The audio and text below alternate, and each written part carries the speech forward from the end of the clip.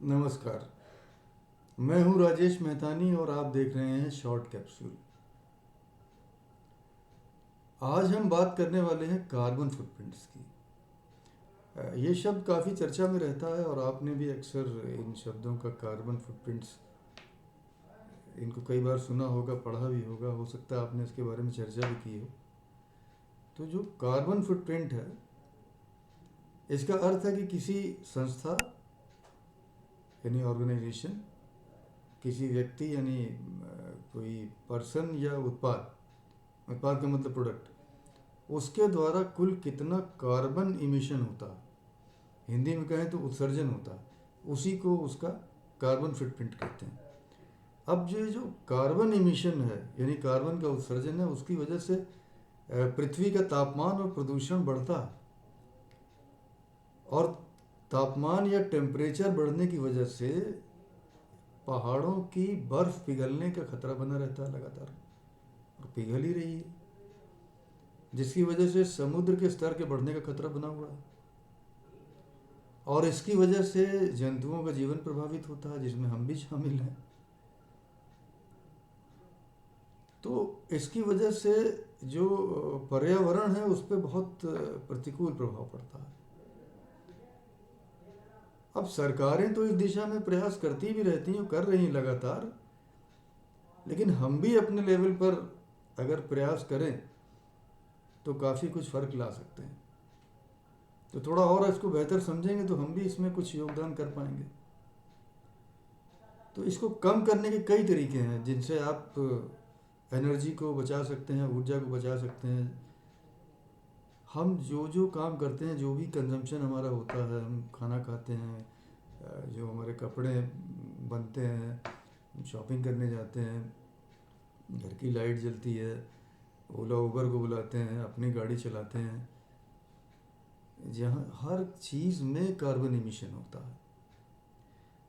तो हम भी कई प्रकार से कुछ प्रयास करके इसमें कमी लाने में सहयोग तो कर ही सकते हैं। जैसे अपने घर को इंसुलेट करना, सोलर पैनल लगवाना, पेड़ लगाना, ये सब सिंपल और इजी बदलाव हैं, कोई भी व्यक्ति आसानी से कर सकता है। तो इसको थोड़ा समझें। जैसे खाने की अगर हम बात करें तो सीधा सा अर्थ है कि हमको अपने खाने में ज़्यादातर फल, सब्ज़ी, अनाज और फलियां, इनका प्रयोग करना होगा। जहाँ तक हो सके खाद्य पदार्थों को एक बार में हम होलसेल में ही खरीदें, जितना ज़्यादा खरीद सकें एक बार में तो बेटर होगा। और जहाँ तक हो सके हमें खाने को बेकार होने से बचाना चाहिए।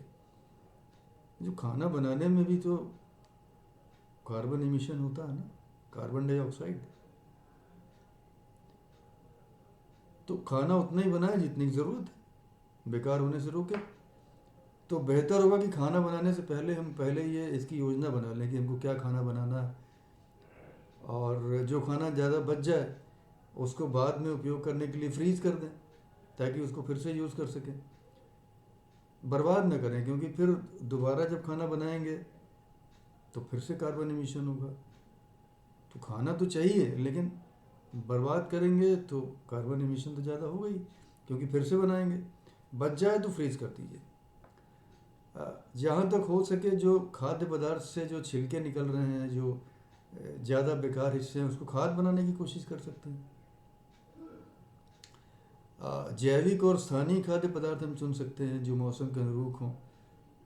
उसकी वजह यह है कि अगर ट्रांसपोर्टेशन होता है, दूर दूर से की चीज़ें हम मंगाते हैं, तो ट्रक, जहाज़, रेल या एरोप्लेन से दूर से अगर खाने का ट्रांसपोर्टेशन होता है तो इसमें जीवाश्म ईंधन का प्रयोग होता है, फॉसिल फ्यूल का यूज़ होता है जो, और खाद्य पदार्थों को बचाने के लिए उसको ठंडा करना पड़ता है, उसमें भी बिजली का प्रयोग होता है, और इस सब में जो है कार्बन का एमिशन होता है। तो कोशिश करनी चाहिए कि जो लोकल लेवल पर खाना हो, खाद्य पदार्थ हों और मौसम के अनुरूप हों, उसी को यूज़ कर लें।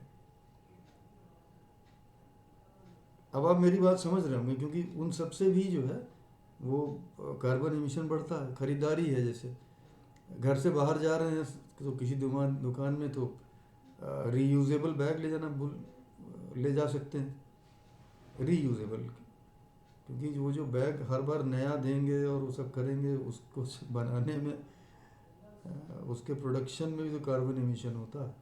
अगर उसका यूज़ कम होगा तो कार्बन एमिशन कुछ कम हो सकता है। छोटे छोटे प्रयास हम कर सकते हैं। ऐसी वस्तुओं के प्रयोग से हम बच सकते हैं जिसमें ज़्यादा पैकिंग की ज़रूरत हो। ख़रीदारी कम से कम करें, जब भी ज़रूरत हो तो हम ये प्रयास समय समय पर कर सकते हैं कि नया सामान लेने के बजाय हम रिसाइकल्ड सामान खरीद लें। और अगर हम घर से बाहर निकल रहे हैं या ऑफिस में इस्तेमाल होने वाले जो कहीं, पहले तो बाहर निकलने का ही देख लें। घर से बाहर निकल रहे हैं तो स्विच ऑफ कर दें।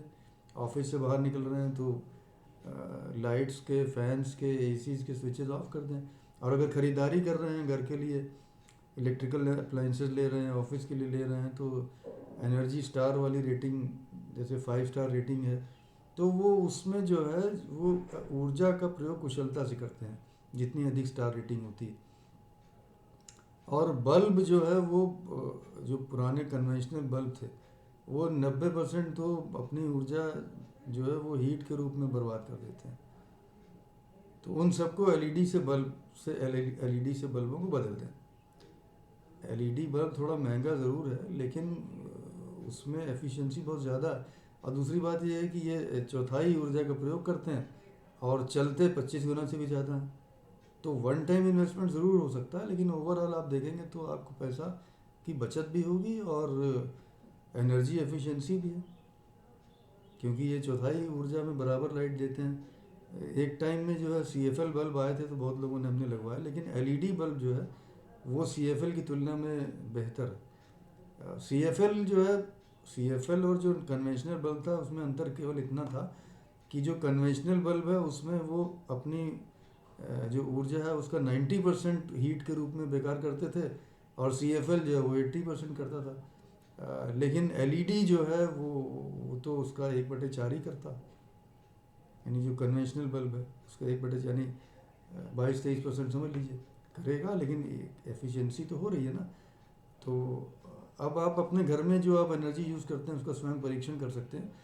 तो उससे आप पता लगा सकते हैं कि क्या कर सकते हैं। गर्म पानी करते हैं तो उसके उपयोग के लिए ऐसा शावर हेड लगा सकते हैं जिसमें फ़्लो ज़रा कम हो, तो उससे भी जो है कार्बन डाइऑक्साइड का इमिशन को हम रोक सकते हैं। थर्मोस्टेट का यूज़ कर सकते हैं, अगर गीज़र वगैरह का प्रयोग करते हैं। एयर कंडीशन का प्रयोग कम करके उसके बदले में अगर बहुत ज़रूरत हो तब तो चलाएं, नहीं तो पंखों को अपनाएं जिसमें बिजली भी कम लगती है, और गर्मी दूर करने के लिए दूसरे तरीके भी अपनाए जा सकते हैं। और जो वाटर हीटर है उसका टेम्परेचर को 120 डिग्री फ़ारेनहाइट से अगर कम रखेंगे तो ऊर्जा की कार्बन डाइऑक्साइड इमिशन कम की जा सकती है। अगर नया कंप्यूटर लेने जा रहे हैं तो कंप्यूटर के बदले लैपटॉप लें। लैपटॉप चार्ज होने के लिए कंप्यूटर से कम एनर्जी का यूज़ करता है, तो इसलिए बेटर होगा कि आप डेस्कटॉप के बदले लैपटॉप ले लें। और ऐसी कंपनियों का सामान खरीदें जो पर्यावरण के लिए के प्रति अपनी जिम्मेदारी समझती हैं और टिकाऊ होने का दावा करती हैं। एनर्जी रेटिंग वगैरह उनके पास आपको मतलब वो बताते हैं। इसके अलावा जो कपड़े हम यूज़ करते हैं तो बेहतर होगा कि हम ठंडे पानी से अपने कपड़े धोएं, क्योंकि गर्म पानी करेंगे तो फिर वही कार्बन डाइऑक्साइड का एमिशन होगा। बेहतर होगा कि डेली अगर गर्म पानी से धोना भी है, पहले तो बेहतर होगा कि गर्म पानी से ना धोएं, लेकिन अगर धोना भी है तो हफ्ते में 1 बार या 2 बार कपड़े धो लें अगर डेली धोने के बजाय, तो उसमें भी एमिशन कम हो सकता है। और फैशन को अंधाधुंध ना अपनाएं तो बेहतर होगा। आज के ज़माने में तो फैशन रातों रात बदल जाता, तो ये ज़रूरी नहीं है कि हम बिना सोचे समझे उसमें शामिल हो जाएं। फैशनेबल जो सस्ते आइटम जो स्टाइल से बाहर होते हैं उसको दोबारा प्रयोग करने के लिए लैंडफिल में डाल देते हैं। फैशन बदला, जो पुराना है वो सब लोग उसको डिस्कार्ड कर देते हैं, तो उसको लैंडफिल में डाल देते हैं। उससे बड़ी भारी मात्रा में जो है मीथेन गैस उत्पन्न होती है, और ये बहुत ख़तरनाक होती है। जो मीथेन गैस है ये 100 साल तक वायुमंडल में रह सकती है और 100 साल तक वायुमंडल को गर्म कर सकती है। हवाई यात्रा है उसमें बेहतर होगा कि बिजनेस क्लास के बजाय इकोनॉमी क्लास को यूज़ कर लें। क्योंकि जो बिज़नेस क्लास है ये इकोनॉमी क्लास की तुलना में 3 गुना अधिक जो है कार्बन का एमिशन करता है, जबकि जो फर्स्ट क्लास है वो इकोनॉमी की तुलना में 9 गुना और अधिक कार्बन का उत्सर्जन करता है। तो बेटर होगा कि अगर संभव हो तो इकोनॉमी क्लास में सफ़र करें, और हम जब तक ज़रूरी ना हो तब तक एयर ट्रेवल ना करें तो अच्छा होगा। केवल मनोरंजन के लिए अगर कर रहे हैं तो उसको अवॉइड कर सकते हैं। जहाँ तक हो सके हवाई यात्रा से हम बचें, और अगर छोटी यात्राएं हैं तो ड्राइविंग ही कर लें, क्योंकि हवाई जहाज़ की तुलना में ये कम से कम ग्रीन गैसेस का एमिशन करती हैं। और अगर करनी भी पड़े तो हम ये देखें कि ऐसी हम फ़्लाइट चुनें जो नॉन स्टॉप हो, क्योंकि टेक ऑफ और लैंडिंग के समय जो हवाई जहाज़ है वो सबसे अधिक ईंधन का या फ्यूल का इस्तेमाल करता है, और उसी समय सबसे ज़्यादा कार्बन डाइऑक्साइड का उत्सर्जन करता है। और तो इन सब चीज़ों का हम अगर ध्यान रखें तो कार्बन फुटप्रिंट में कमी लाई जा सकती है। अगर सरफेस ट्रांसपोर्ट की हम बात करें तो जहाँ तक हो सके तो कार का यूज़ कम करें, और पब्लिक ट्रांसपोर्ट का यूज़ करें तो बेहतर होगा। अगर स्मॉल डिस्टेंसेज हैं तो पैदल चल सकते हैं, कार पूल कर सकते हैं, और बेहतर होगा कि अगर संभव हो तो कार के बदले बाइक का यूज़ कर लें। उससे जो है कार्बन डाइऑक्साइड के एमिशन में कमी आएगी, और इतना ही नहीं, जो ट्रैफिक की भीषण समस्या है उसमें भी कमी आ सकती है। छोटे छोटे कामों के लिए कार का यूज़ करने से बच सकते हैं, और अगर करना ही है तो सारे कामों को इकट्ठा कर लें, एक चक्कर में ही सारे काम कर लें। प्लानिंग की ज़रूरत होती है। और अगर ज़रूरी ही हो 4 व्हीलर को ड्राइव करना या उसको ले जाना, तो कोशिश हो कि अनावश्यक ब्रेकिंग, बार बार ब्रेक लगाने की ज़रूरत ना पड़े, ऐसा रूट लें, एक्सीलरेशन से बचें। तो ये भी देखा गया है कि जो आक्रामक ड्राइविंग होती है, जो वो शांत ड्राइविंग की तुलना में 40% तक अधिक ईंधन की खपत करती है। ठीक। और लंबी यात्राओं की पर अगर हम करते हैं, ड्राइविंग करते हैं, तो उस समय खास तौर से क्रूज़ को नियंत्रण को चालू कर दें, जिससे कि गैसेस को बचाया जा सके। और अगर आप नई कार खरीदने वाले हैं तो मेरे एक पिछला वीडियो आपने देखा होगा जिसमें हमने गो इलेक्ट्रिक कैंपेन की बात की थी। तो बेहतर होगा कि हाइब्रिड या इलेक्ट्रिक कार खरीदने पर आप विचार कर सकते हैं।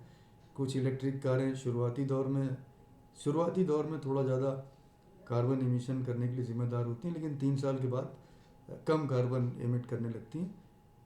ऐसी ऐप्स का इस्तेमाल कर सकते हैं कार में जो उनके माइलेज को और ईंधन के प्रकार और कार के उत्पादन आदि से जुड़ी जानकारी ले सकते हैं, जिससे आपको ये पता चल जाए कि किस में कार्बन फुटप्रिंट कम होगा। तो बिजली जो है मुख्यतः अगर हम देखें कम से कम अगर यूज़ करें तो बेहतर होगा। और अपने आसपास के यातायात के साधनों में अगर कुछ बदलाव करने में सहयोग कर सकते हैं तो कर दें, और इन सब से हम कार्बन फुटप्रिंट को कम करने में मदद कर सकते हैं, और पर्यावरण के संरक्षण में हमारा भी योगदान हो सकता है। हर चीज़ के लिए सरकारों से गिला शिकवा करना, सरकारों से हर चीज़ की अपेक्षा करना कदाचित उचित नहीं होगा। हमें ये देखना चाहिए कि मैं क्या कर सकता हूँ, हम क्या कर सकते हैं। वो कहावत आपने सुनी होगी ना, ये मत पूछिए कि देश ने मेरे लिए क्या किया, बल्कि देखना ये चाहिए कि मैंने देश के लिए क्या किया। और कुछ नहीं कर सकते तो कम से कम कार्बन डाइऑक्साइड के एमिशन में जो व्यक्तिगत सहयोग है वो तो कम करने में जो व्यक्तिगत सहयोग है वो तो कर ही सकते हैं, जिससे कि कार्बन फुटप्रिंट में कमी लाई जा सके। तो आज इतना ही। हो सकता है आपको ये सब बातें समझ में आई। अगर आप कुछ और विषय पर चाहते हैं तो अगर आप मुझे कमेंट बॉक्स में लिखेंगे या मुझे बताएंगे तो मैं उन विषयों पर भी चर्चा करूँगा।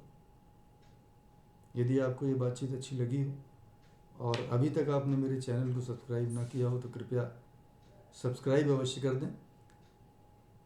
मेरे वीडियो को अधिक से अधिक लाइक करना और शेयर करना ना भूलें, ताकि मेरी बातें अधिक से अधिक लोगों तक पहुंच सकें और अधिक से अधिक लोग इनसे लाभान्वित हो सकें। आपने मेरी वीडियो को अंत तक देखा, इसके लिए आपका आभार। जल्द ही एक नए वीडियो में एक नए टॉपिक के साथ आपसे फिर भेंट होगी। तब तक के लिए आपसे अनुमति चाहेंगे। नमस्कार।